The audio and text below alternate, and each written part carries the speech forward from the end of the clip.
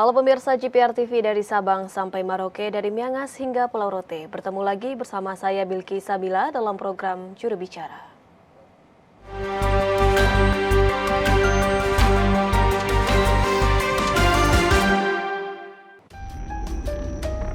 Fenomena mengemis online dengan cara live di TikTok sedang ramai menjadi pembahasan warganet. Hal itu karena sejumlah orang yang mengaku kreator melakukan siaran langsung atau live di TikTok dengan melakukan kegiatan ekstrem atau tak wajar. Mereka memanfaatkan fitur GIF yang ada di TikTok dan berharap bisa mendapatkan GIF dengan jumlah banyak dari penonton dan kemudian menukarnya dengan uang. Beberapa konten yang banyak disoroti warganet adalah live di TikTok dengan cara berendam di air hingga mandi lumpur. Fenomena mengemis online dengan cara-cara tersebut tidak hanya dilakukan satu orang, namun juga sejumlah orang, bahkan juga orang tua atau lansia. Mirisnya, tak hanya sekedar mengemis, warganet belakangan juga dikejutkan dengan kasus penculikan yang berujung pembunuhan. Pelaku pembunuhan di hadapan polisi mengaku bahwa tindakannya tersebut karena mengincar ginjal korban untuk kemudian diperjualbelikan. Kedua tersangka tergiur tawaran situs di internet untuk menjual organ tubuh dan mendapatkan uang. Sampai awal 2022, pengguna internet di tanah air sudah mencapai setidaknya 210 juta jiwa berdasarkan laporan APJII. Angka penetrasi internet di Indonesia pada periode 2021 hingga kuartal 1 2022 mencapai 77,02%. Menguatkan penetrasi internet dan konten digital tersebut tidak hanya mendorong transformasi digital untuk meningkatkan aktivitas sosial ekonomi, layanan publik dan kapasitas SDM, namun juga menimbulkan ekses negatif, seperti melubernya sumber informasi dari berbagai platform digital, serta situs atau aplikasi yang memuat konten-konten negatif. Dengan kemudahan akses internet ini tentu berimplikasi pada penguatan pengawasan dan pengaturan agar ruang digital terjaga. Pemerintah tentu memiliki kewajiban dalam upaya pencegahan penyebarluasan dan penggunaan informasi dan atau dokumen elektronik yang memiliki muatan yang dilarang sesuai ketentuan peraturan perundang-undangan. Tanggung jawab ini bukan mutlak sepenuhnya menjadi beban pemerintah saja. Akan tetapi, perlu kerjasama dan peran antar setiap elemen masyarakat untuk berperan aktif mewujudkan internet yang sehat.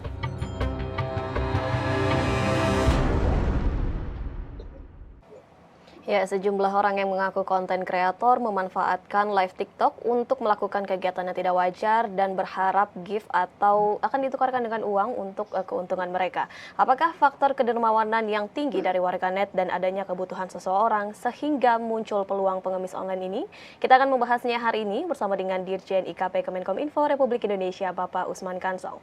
Assalamualaikum Pak Dirjen.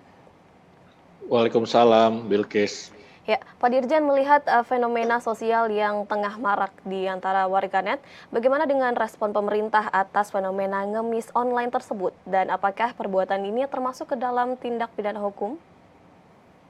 Iya, jadi memang fenomena online ini atau media sosial ini cepat ya perkembangannya begitu. Dan sering sekali perkembangan yang cepat itu belum terantisipasi oleh aturan perundang-undangan, ya oleh hukum. Ya misalnya tadi soal mengemis online itu, kita memang ada undang-undang yang mengatakan mengemis ya di hadapan umum ini dilarang, bisa dipidana begitu. Itu menurut KUHP ya. Tetapi kita memang perlu memeriksa ya apakah KUHP itu juga sudah mencakup online, ya mengemis online atau yang dilakukan secara online. Apakah KUHP itu hanya mencakup ya ketika dibuat, disusun dan kemudian disahkan itu hanya mengemis offline ya atau mengemis dalam kehidupan nyata. Ya kemudian juga dari sisi mengemis sendiri, ya mengemis ini definisinya seperti apa? Bagi mereka mungkin itu bukan mengemis, tapi konten kreator. Ya. Tetapi bagi warganet mungkin itu masuk kategori mengemis. Misalnya juga ada artis, ya selebritas yang mengumpulkan donasi secara sendiri, artinya dia sendiri yang mengumpulkan donasi untuk berobat misalnya. Nah itu tidak didefinisikan sebagai mengemis begitu, ya tetapi donasi.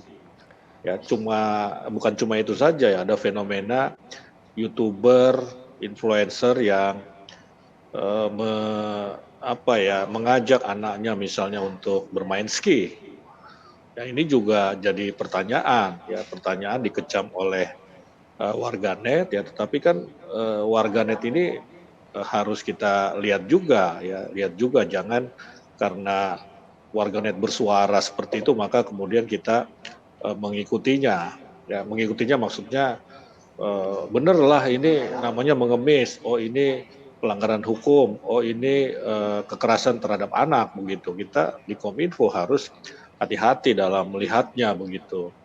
Apakah konten-konten tersebut itu termasuk konten yang dilarang ya berdasarkan Undang-Undang ITE, berdasarkan misalnya PP nomor 71 tahun 2009, berdasarkan peraturan Menteri Kominfo nomor 5 tahun 2020. Kita memang harus memeriksanya secara hati-hati, ya tidak boleh gegabah, ya tidak boleh gegabah, sebab kalau tidak juga ini kan akan menjadi presiden, ya.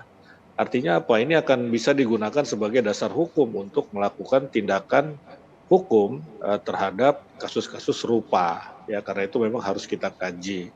Karena kalau yang ada di dalam undang-undang ini misalnya konten-konten ujaran kebencian, konten-konten disinformasi, hoax, ya kemudian radikalisme, pornografi, perjudian online, ya ini yang sudah diatur di Undang-Undang ITE. Tetapi hal-hal yang tadi memang belum diatur secara spesifik. Karena itu sekali lagi kita harus hati-hati. Tetapi kalau dia sudah jelas ya loud and clear lah begitu kira-kira melanggar undang-undang, tentu Kominfo akan mengambil tindakan. Ya sebagai contoh kasus yang tadi disampaikan di dalam pengantar tentang anak yang membunuh untuk menjual organ tubuh, ini jelas dilarang oleh Undang-Undang Kesehatan. Ya karena itu Kominfo langsung bergerak cepat ya untuk mengambil langkah membersihkan atau menjaga ruang digital. Ya, sudah tercantum ke dalam RKUHP, kemudian juga berdasarkan Undang-Undang ITE ini juga sudah termasuk begitu, Pak. Kemudian apa langkah Kominfo selanjutnya, kebijakan yang dikeluarkan Kominfo selanjutnya untuk menangani fenomena ini? Apakah dapat men-take down suatu konten begitu, Pak? Ya, jadi kalau dia sudah jelas ya berupa pelanggaran hukum dan dimintakan oleh lembaga yang berwenang, maka Kominfo akan melakukan take down. Ya, sebagai contoh tadi yang saya sebutkan yang membunuh anak-anak ya kemudian untuk diambil dan dijual organ tubuhnya, ini jelas pelanggaran Undang-Undang Kesehatan. Undang-Undang Kesehatan menyatakan jual beli organ tubuh bisa dipidana dengan alasan apapun. Ya dengan alasan apapun itu menjadi kunci begitu kan, bahwa ya ini dilarang ya baik online maupun offline ya karena definisinya sudah jelas begitu.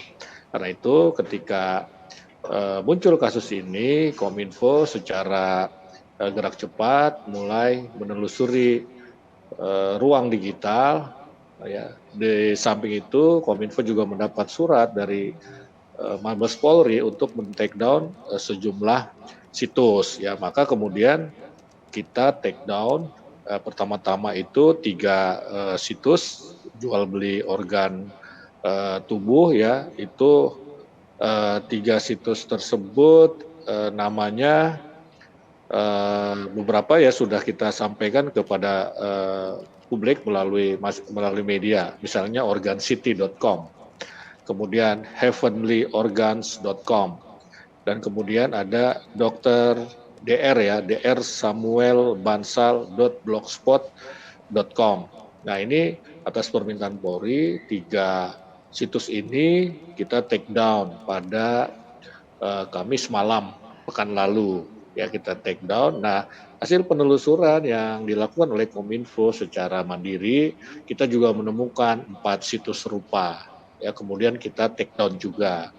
Selain situs kita menemukan grup ya grup Facebook, ya grup Facebook yang isinya adalah jual beli organ tubuh. Ini juga kita take down. Nah, tetapi untuk kasus misalnya tadi yang disebut mengemis online, kemudian artis yang berski ya, membawa anaknya, ini masih terus kita pelajari ya, masih kita pelajari karena memang eh, aturannya tidak masih kita lihat ya, apakah aturan itu termasuk mengakomodasi, artinya memungkinkan kita mengambil langkah untuk men-take down konten-konten mengemis online misalnya begitu.